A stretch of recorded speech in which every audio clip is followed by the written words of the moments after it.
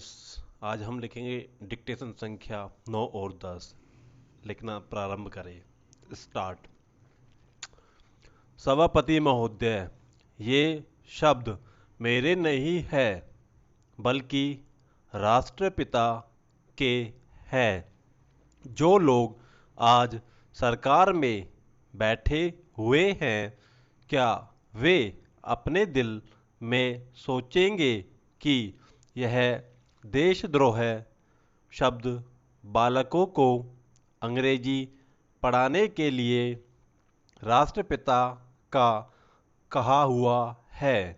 आज 54 वर्ष देश को स्वतंत्र हुए हो गए हैं, लेकिन राष्ट्रपिता की इस बात पर आज तक ध्यान नहीं दिया गया है।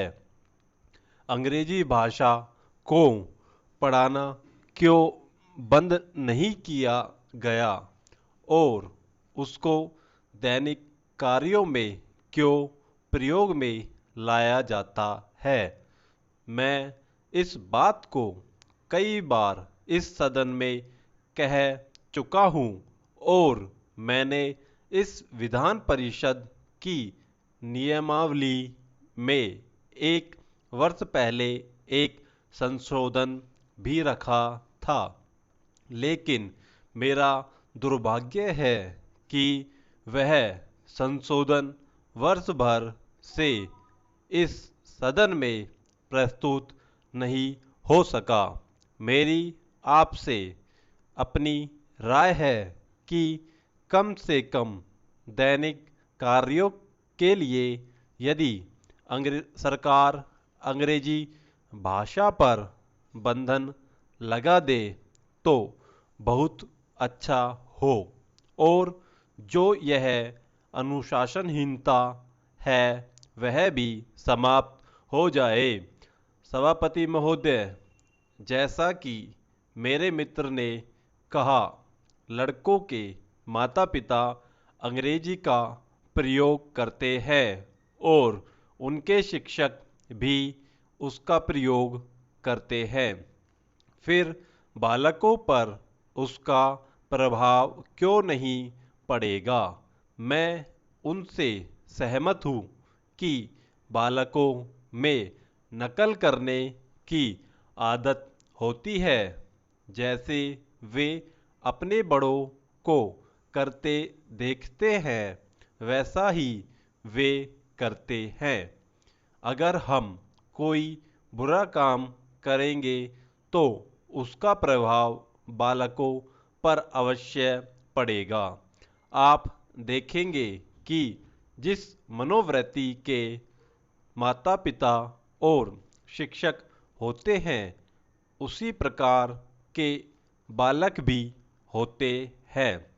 हम दूसरों को तो परामर्श दे देते हैं, लेकिन स्वयं उस पर अनुपालन नहीं करते।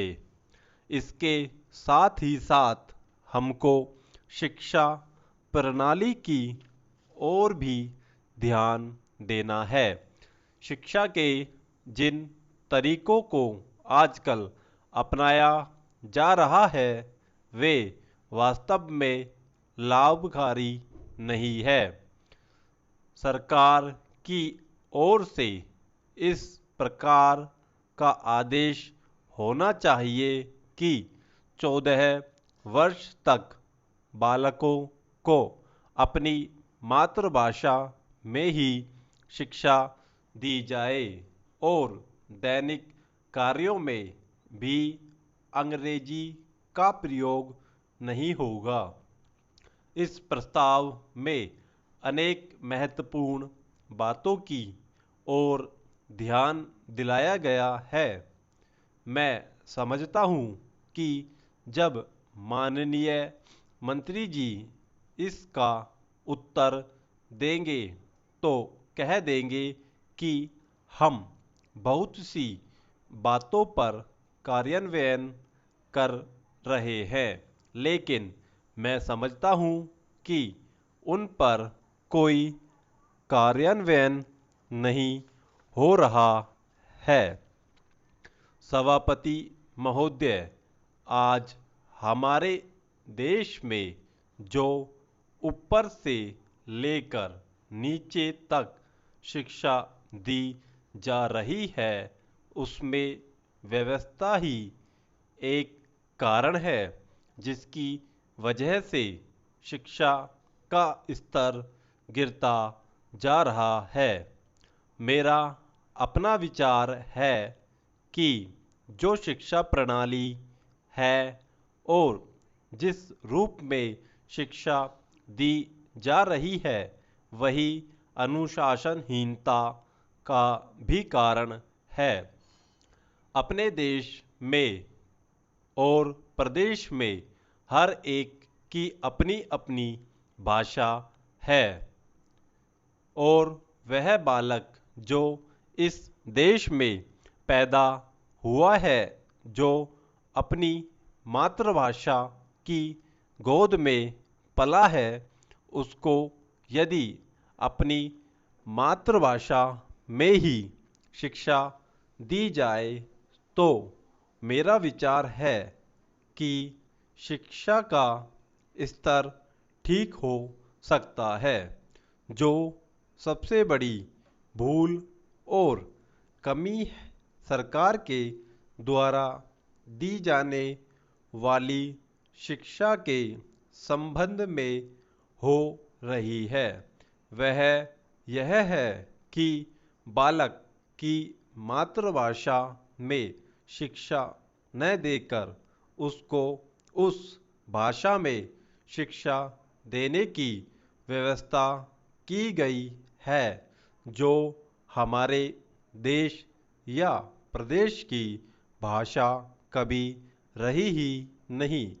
मेरा अभिप्राय विदेशी भाषा अंग्रेजी से है।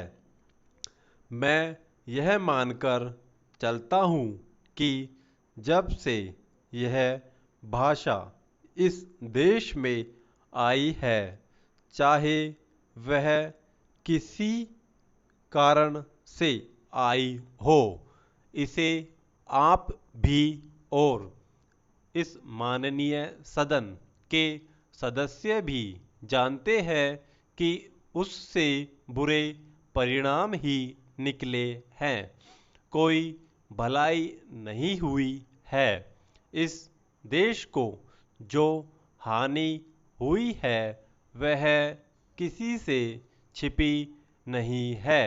हम देखते हैं कि हमारे यहाँ जितना फैशन बढ़ रहा है और जितनी वेशभूषा बिगड़ रही है, वह सब अंग्रेजी भाषा के ही कारण है।